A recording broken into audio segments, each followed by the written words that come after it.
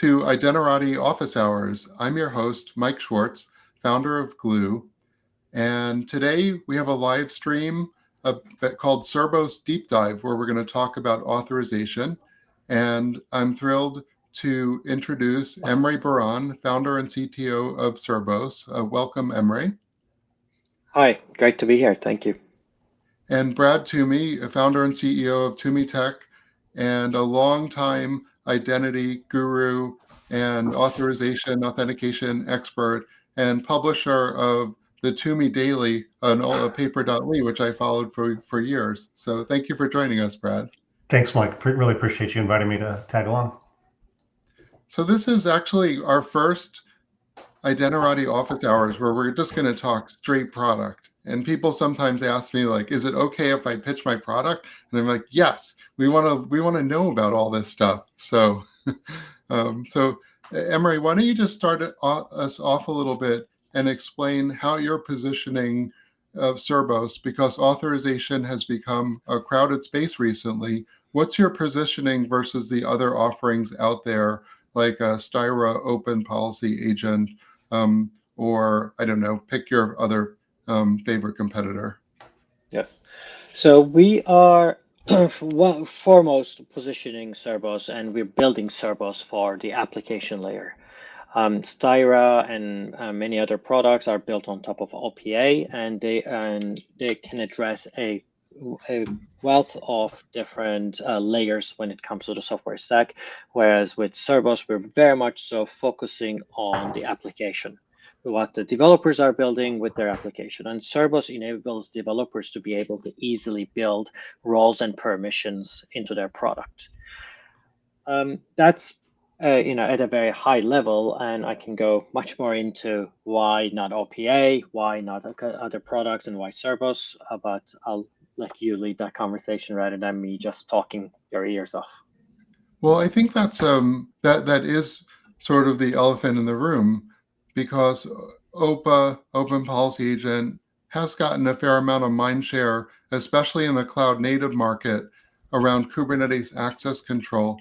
So maybe, yeah, let's just go there. Why not OPA? Yeah. Absolutely. So as you said, OPA is very good at Kubernetes access control, and it is a complex thing that can address a lot of different layers. But when it comes to it, so number one reason why we built Cerbos was we looked at OPA and we said, Rego. Rego is a language that many developers either don't want to learn or cannot learn. And when it comes to implementing application level, role-based access control, attribute-based access control, or any other access control, it is an overkill. And in the very early days of Cerbos, that was our very first hypothesis, saying that Rego is hard to learn, and a lot of people are missing out on this great technology, OPA, which enables developers to be able to abstract and decouple authorization from business logic. So the very first version of Cerbos we built was our very simple policy language, which is a combination of very simple YAML and Google's common expression language for conditions. And underneath that, it was actually using OPA as an engine. So we used to make this very simple configuration. We had these configuration files for access control. We compiled them into Rego, and we ran OPA underneath. Very soon, as we started doing that, there were a couple of cases where we needed to change certain things in OPA. We wanted to improve it. We wanted to get certain things, and it took us a while. And there's, OPA is great. There's, it's CNCF, and there's a whole group behind it. But in order to get a change in there, it takes a while. And the second reason why we actually abandoned OPA underneath it as an engine was performance. OPA is great. It's been built with a with a great stack in mind, but when it comes to application layer, you don't really need to do all that overkill.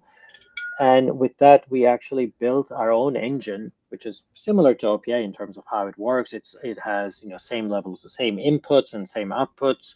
But we were able to build something much smaller in terms of footprint, in terms of memory usage, CPU usage, and also performant. About, on certain queries, we were able to get 10 to 20x faster response times. So all of that helped us position it against and helped us build Cerbos, number one, and say, why not OPA? So for many developers who are just focusing on the application layer, so adopting Cerbos is much easier process than building something OPA based. Emre, a lot of authorization vendors take a very opinionated stance on what policy model they support. RBAC, ABAC, REBAC, whatever. Does Cerbos take?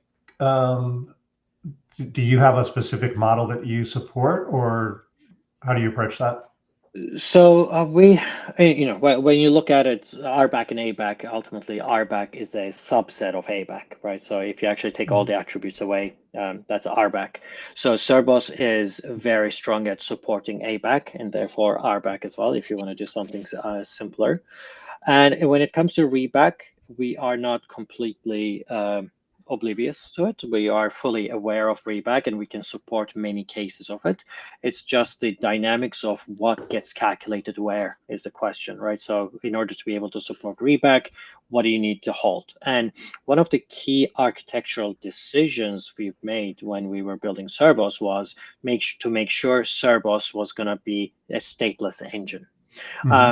Just to give you a little bit of a background there, in our previous company, we built high throughput, very fast and high throughput systems where we were processing literally tens of billions of requests daily in real time. So through that experience, we've learned true scalability, true on-demand scalability. And one of the patterns that we've seen is stateless systems perform so much better because they do not have any dependencies. As you scale a system up, you do not get unexpected behaviors or unexpected bottlenecks around the place. So we built Cerbos on top of that principle where everything is stateless, everything can therefore scale almost in an unlimited manner. And because of that, Cerbos does not hold any state. The only thing that Cerbos holds is its policies at startup time, and from then on, it's ready to process.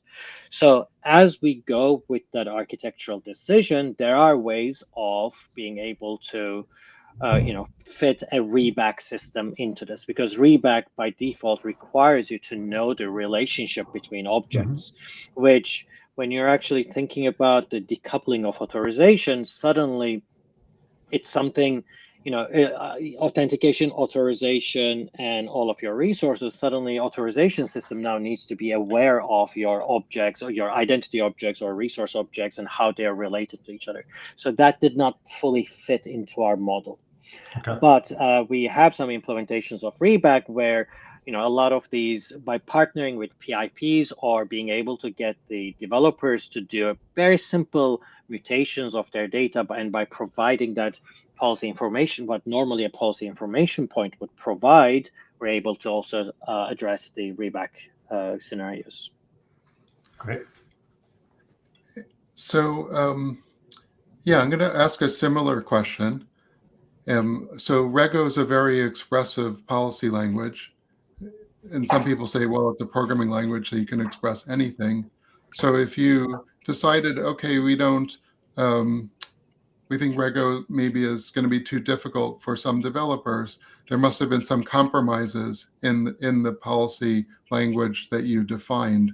What were some of those compromises or constraints that you had to accept because you had to?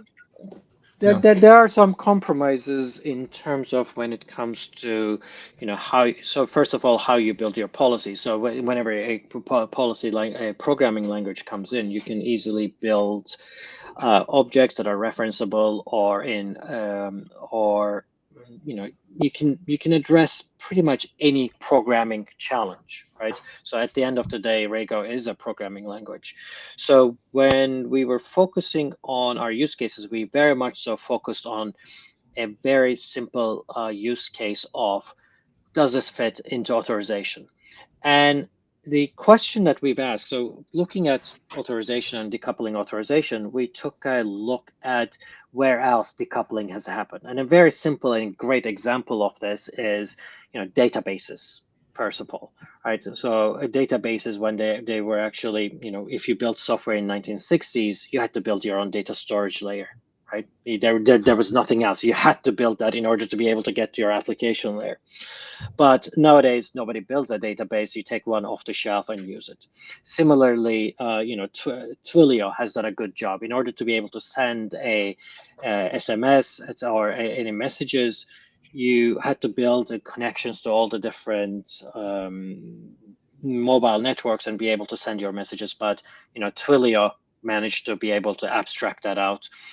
Stripe has abstracted out the payments. But why am I saying this? Because what's common across all these three, one of the things that they were able to establish very well and show it to developers was, what is the API between your application and this logic? When it comes to databases, that API was SQL, right? At the end of the day, as long as you could actually store an object and you could query the data, as a developer, you didn't really care about why, what was happening behind the scenes.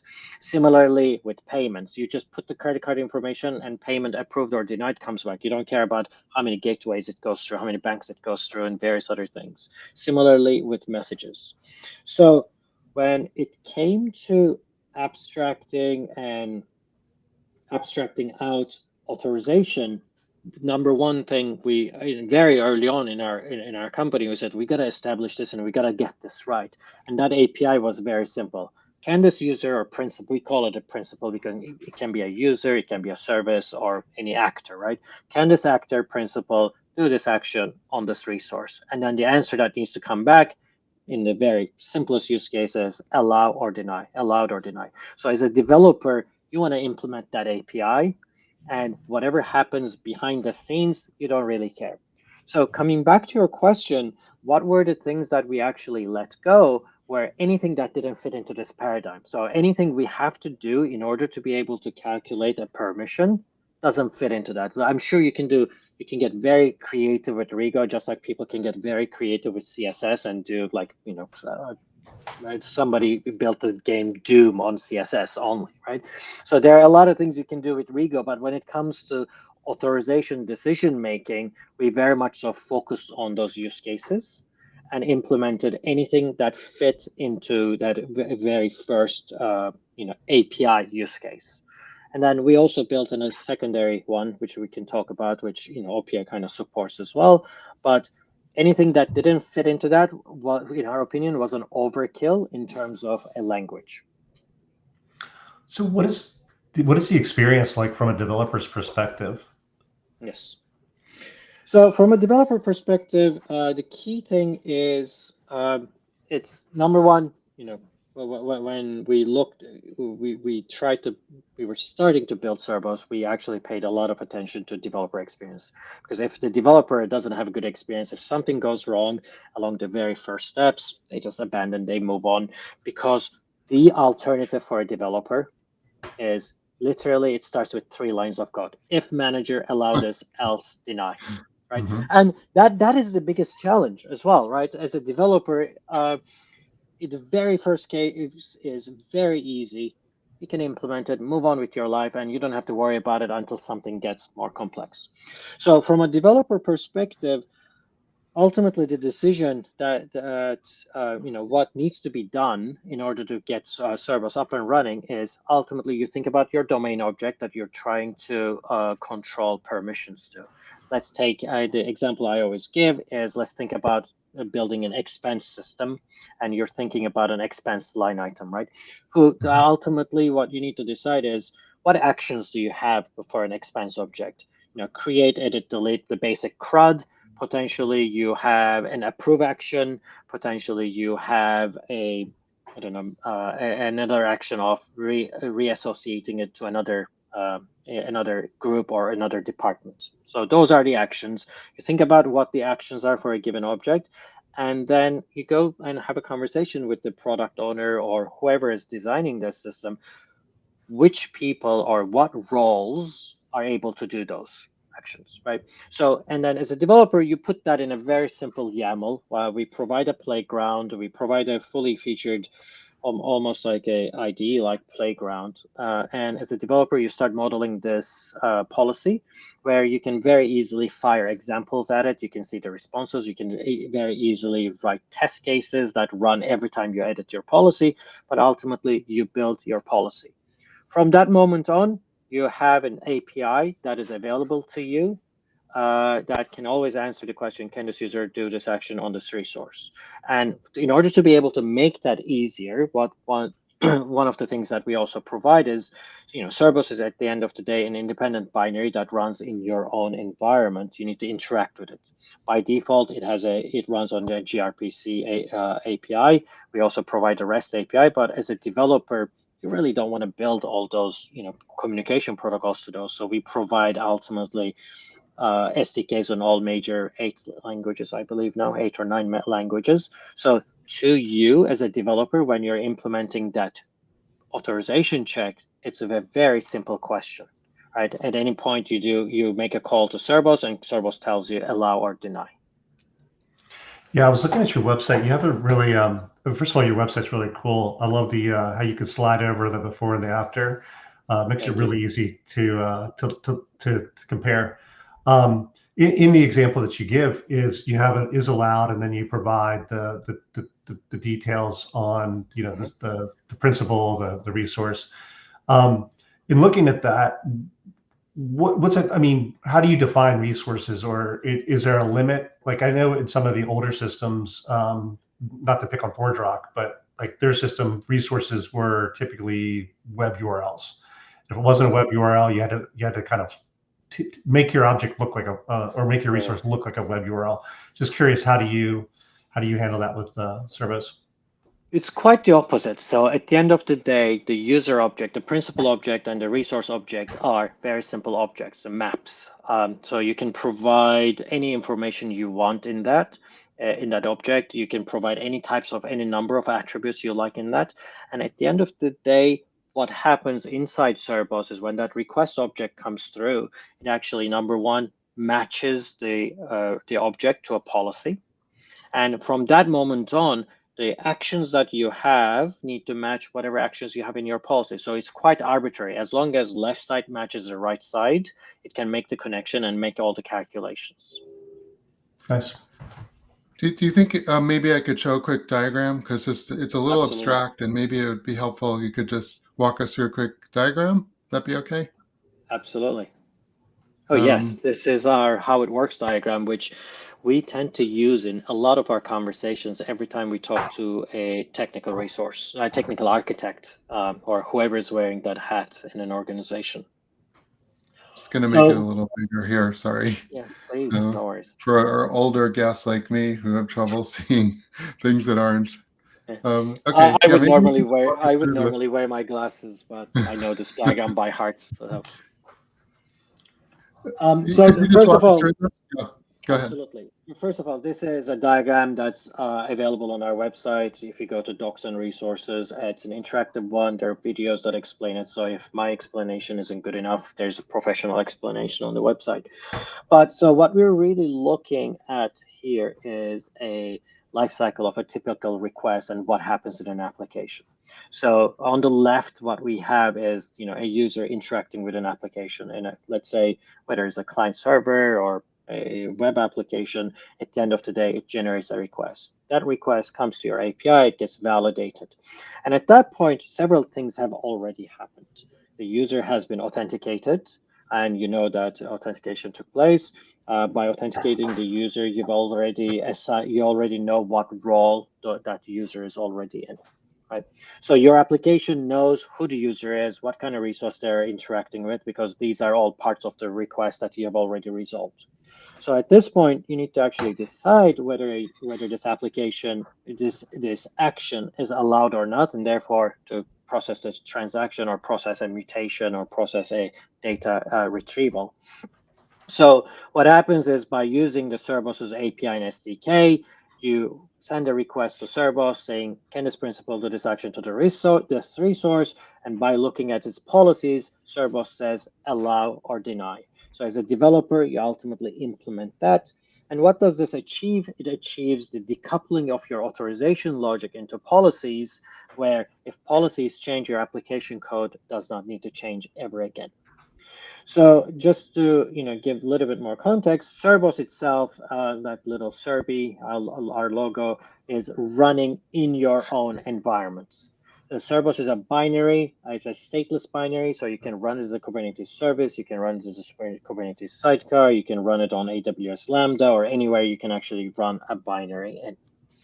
And we do that because one of the key things about authorization is authorization needs to be fast. Unlike authentication,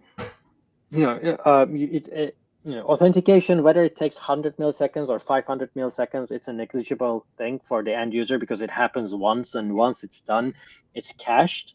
However, authorization is something that you need to check in every interaction with your application. Every API request in a zero trust environment especially needs to go through an authorization check to make sure, can this user still do this action? And authorization is a very hard thing to cache because there's a very high cardinality when you take the context into consideration. So therefore, Cerbos is running in your environment. We highly recommend running it as an sidecar through Unix sockets, so there's almost no network time waste. And because Cerbos is stateless, it's also highly, highly scalable. So if your application goes to, let's say, 10,000, 5,000, whatever number of instances, Cerbos is automatically going to scale up and down with that. And it has a minimal memory footprint where we normally recommend running it with 0.1 CPU and 128 megabytes of RAM. So that's what's happening from a Cerbos side. Cerbos, loads its policies, gives all these answers back to the application, and then the application implements. And one side effect of having Cerbos process every single one of your requests is that now you actually have a uniform log of every action that was tried and took place. So Cerbos has a perfect record of who tried to do what, when, whether they were allowed to do that or not, and what policy actually led to that decision. So this is actually a very valuable information for chief information and chief security officers, because ultimately they have a great view of, number one, from human readable YAML policies at any given time, what rules are in effect. And secondly, who tried to do what, when, and why they were allowed or not. Cool. Let me get back to our,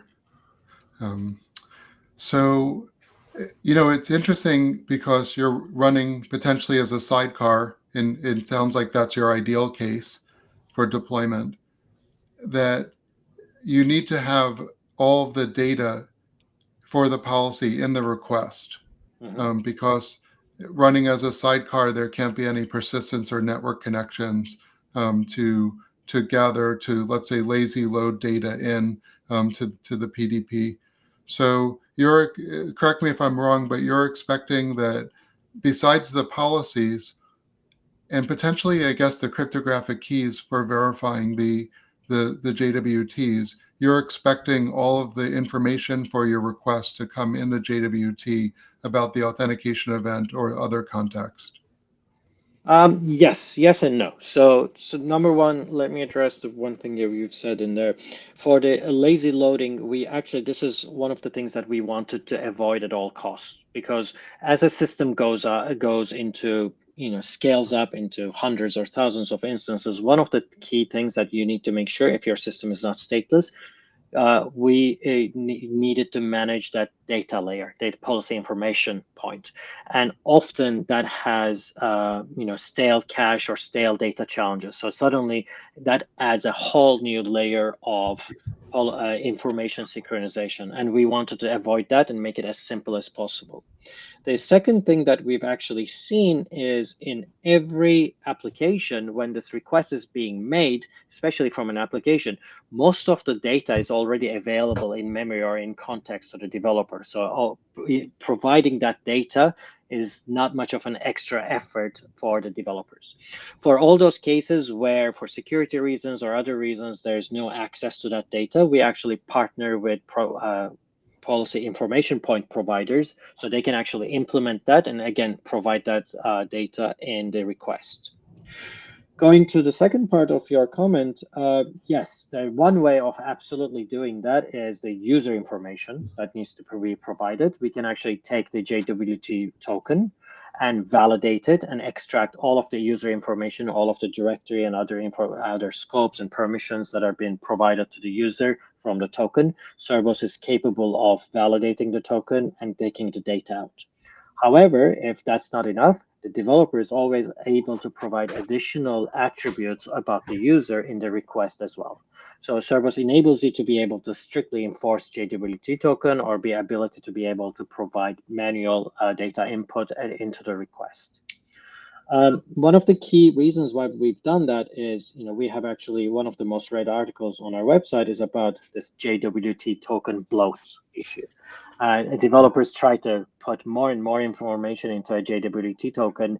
It always started with scopes. It's typical information as who the user is, their directory information, and their scopes. But the next step is when you're building the application, when you move from a scope, somebody needs to translate what that scope means in terms of the application, in terms of the actions. Which actions actually map into a scope, or within a scope, which actions do you want to do? If you want to try to enumerate those and put them all into the JWT token, the token becomes a mess, and at some point you hit a limit on that request. So with Cerbos, we actually wanted to very much so handle that case where a lot of that the scope to action mapping is actually done in the policy, so we can actually just get the user information and resolve everything else within the Cerbos decision making. I have a couple questions for you. So one's a little kind of goes it's a little light. You mentioned Serbi, and I wanted to ask you about Serbi and where the name came from and the logo.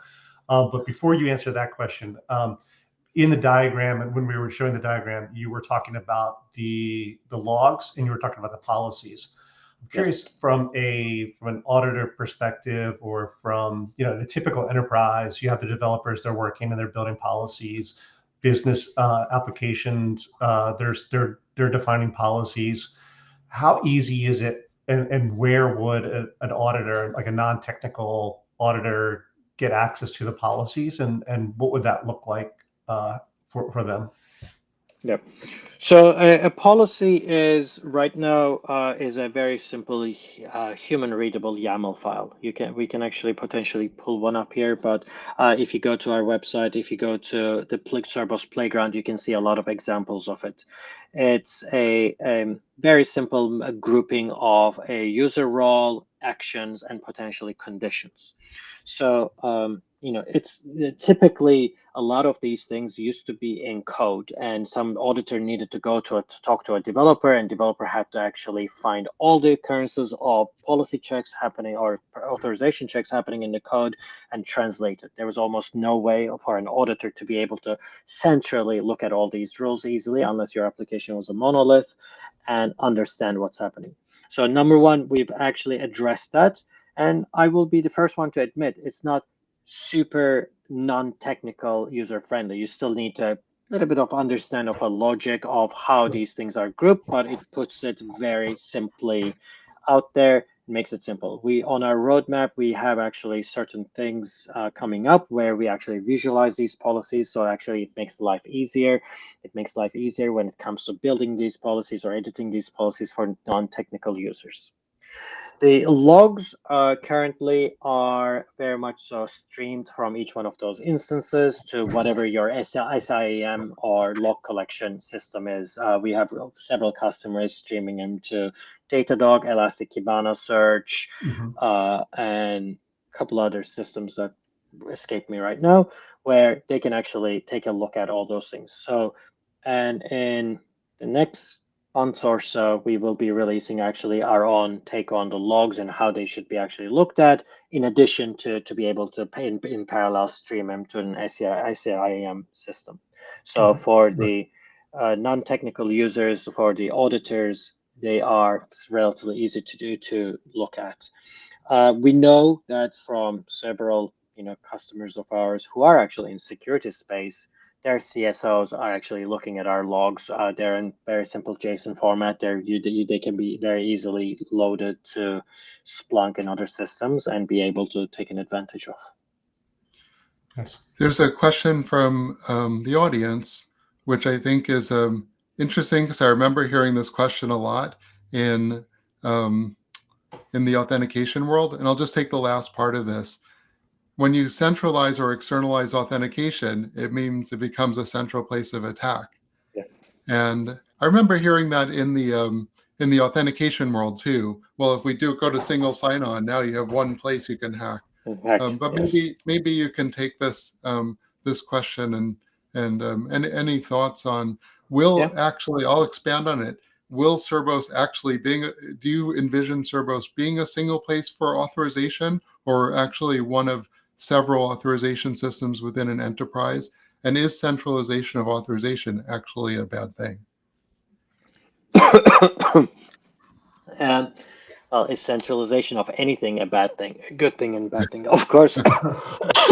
It has advantages and disadvantages, but one of the things that number one, before we go into security, let's go into in terms of reliability, right? So one of the very first questions we've asked ourselves by centralizing all of these decisions, what reliability challenges do we actually bring onto the table? And what does that mean is, if Cerbos is out, if Cerbos is having a performance issue, or if Cerbos is having an outage, we want to make sure that your application is not having an outage, because authorization is one of those things that, if system is out, by default say yes to everything. You do that, you're basically as good as open doors to everything. If it's out, say no to everything, so you're as good as shut down.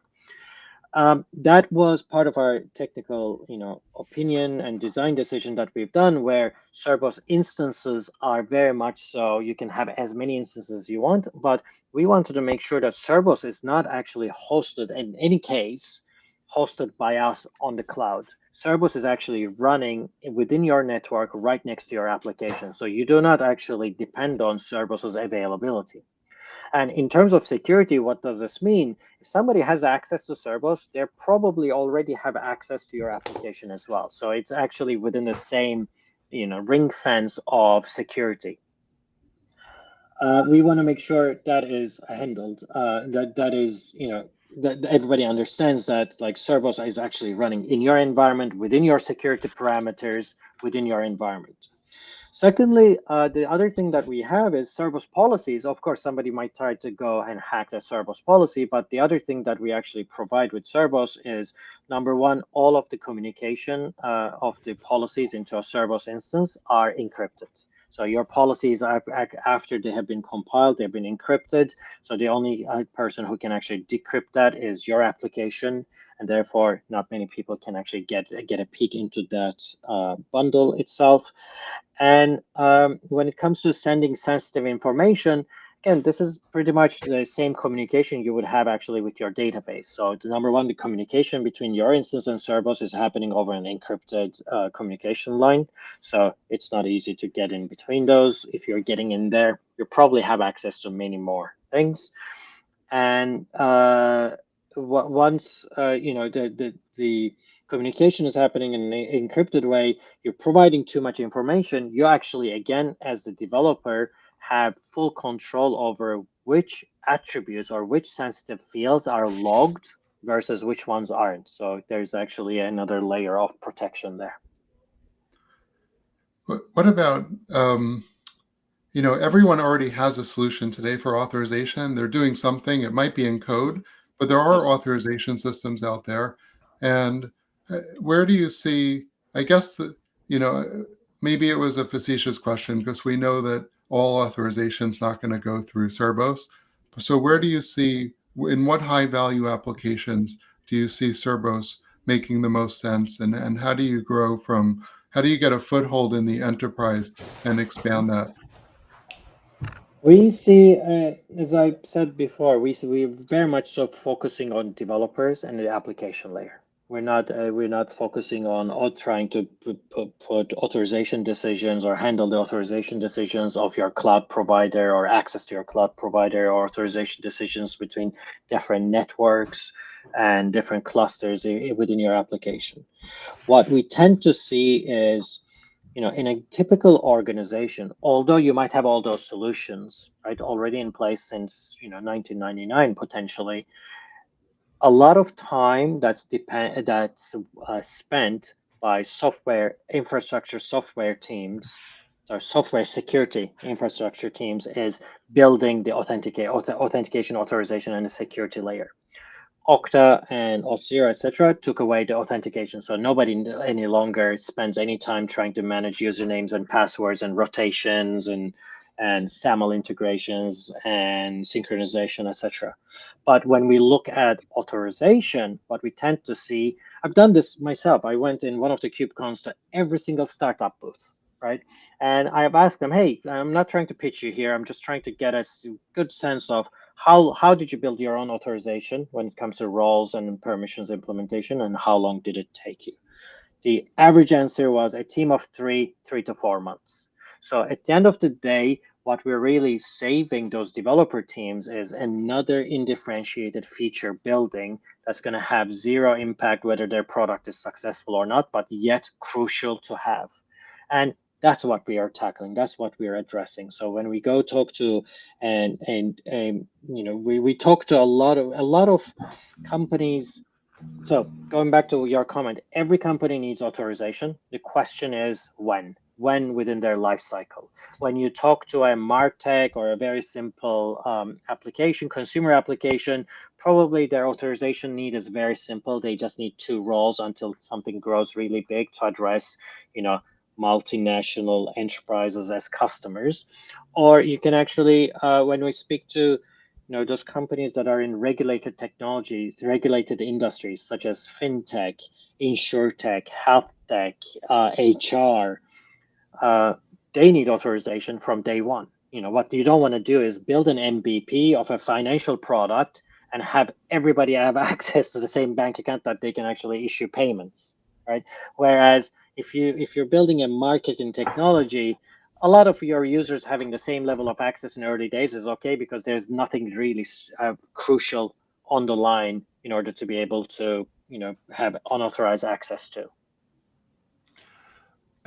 Going back to the developer experience for a second, most developers live and breathe in Git. Can you talk through, as I'm developing an application, I'm developing the policies, or I'm writing the policies. What is that life cycle from code to the Git repository out to the Cerbos engine? Yeah. So Cerbos, that was another one of our principles as we were building Cerbos, was trying to stay as loyal as possible to the GitOps principles. We wanted to make sure that so Cerbos, at the end of the day, every policy is like, although it's not code, it's YAML, right? It's debatable. It's YAML and some common expression language. It's at the end of the day, it's a file. It's a policy file that actually lives with your application. So from a GitOps perspective, we wanted to make sure to honor every step of that as much as possible. So every time you build your policies, what we provide with Cerbos is a full unit testing framework that comes with it. We want to make sure that every time you make a commit, we have GitHub hooks, GitHub actions that we publish that you can actually run, that you can actually validate your policies, and then based on that, you can actually publish. If you don't want to build that pipeline yourself, we also have a premium offering on top of Cerbos called Cerbos Hub that actually handles all of that for you. So as a developer, we also support all sorts of branching of your code and being able to have different branches of your policies, and you can actually configure each one of your Cerbos instances to point at a repository and a specific branch to get updated every time there's an update that's been published to those. So from writing of the code, testing, compiling and testing and deploying, Cerbos actually respect every stage of those. And you can actually, as a developer locally, you can run it against whatever is in your directory. And in production, you can run it against anything that's been tested and validated as a policy. Okay, and just to be clear, it's a separate repo. You're not putting it in the same repo as your application. It's a separate repo. It can be either. It can be Okay. either. So at the end of the day, to either Cerbos or Cerbos Hub, you say which repository your policies are in and which directory they're in. And Cerbos basically, and you provide keys and access to that repository, and Cerbos is capable of monitoring those and detecting changes. And every time there's a change, automatically hot updating itself. So you don't have Nice. to restart your instances or anything like that. Okay. Very nice. So you're talking about a distributed network of PDPs. So a lot of sidecars running their own PDP with their own policies. And that creates some challenges around telemetry and getting data about the health of the network. From a logging standpoint, I'm assuming you're using, Splunk or Kafka or Panther or something. But from just a telemetry perspective, are you providing any control plane or tools for enterprises so that they can visualize or understand the performance of this network of distributed PDPs? Yes. So first of all, I always say Cerbos was born in the age of cloud native. So therefore, we adopted a lot of those cloud native things such as open telemetry, tracing, and such. Cerbos ultimately has two different types of logging. One of them is the decision logging of the work it does, and then the second one is its own operational logs, whether it's the instances up, what kind of memory usage, etc. So in the open source scenario, you can just hook up to those and collect the data from each one of those Kubernetes pods that it's running in, and it's up to you to centralize those and display them. And in the case of Cerbos Hub, each one of your instances, rather than individually each one of them connecting to your repo, they all connect to Cerbos Hub, and Cerbos Hub becomes that control plane. So Cerbos Hub is the control plane that helps you keep tabs on all of your instances, and it's the same control plane that actually in real time can stream updates to each one of your instances. Well, we're getting close to the end, and put the pigeons on to signal that. Maybe Brad, can I actually? Do you have any final thoughts, Brad? Before I'll give Emery the final thoughts. I mean, overall, I mean, what a great idea and what a great way to simplify authorization. I mean, I think that's always been one of the challenges as a developer systems integrator is, uh, creating a process or a system where you could easily create policies. I mean, the challenge has always been either the policies are very difficult to write, or the policy engine is difficult to integrate with. So I definitely applaud the simplicity. I know that it's to take a complex problem and simplify it there's a lot of complexity behind that I'm sure that you've had to handle. So really interesting And application. so first of all, thank you very much for your kind words. And exactly, I mean, one of the key things that we needed to do is taking an opinionated view into each one of those. And if I may have to summarize, OPA is great as a product, but doesn't have much opinion. And Cerbos is a very opinionated, very much so focusing on the application layer and the challenges that developers face, not necessarily DevOps or SREs, etc. Going back to your words, Mike, earlier, authorization is present in every application in some shape or form. And it always, for those who don't know, there's a solution for it. It always starts with a very simple if then else block, which in many cases, it's guaranteed to become complex as the application and the user organization's complexity grows. Well, the authorization discussion is not stopping here because on Thursday we have Patrick Parker and Paul from Indigo, Paul Figura from Indigo. We're going to talk about a topic. Patrick wrote a white paper called Rethinking the Rush to Policy as Code. Patrick is a longtime identity management governance guru, and he's very focused on the enterprise, and he has a lot of great insights into this area, and he's just also a great thinker. So I invite everybody to join next Thursday. And by the way, Emre, you mentioned before the show that you'll be at EIC, European Identity Conference in Berlin. Patrick will almost certainly be there, so make sure you look for him and say hello. Absolutely. So this conversation about authorization, it's just getting really deep and relevant right now. First of all, Brad, thanks a lot for helping me co-host this episode. Thanks, Mike. It was a lot of fun. And Emre, thank you so much for joining and sharing, the work that you're doing with Cerbos. And not only is it a great product, but you also have like the best T-shirts. So best of luck. Thank you very much, and thank you for having us. And for the audience, next Thursday, noon CST, we'll see you then. And thanks for joining us.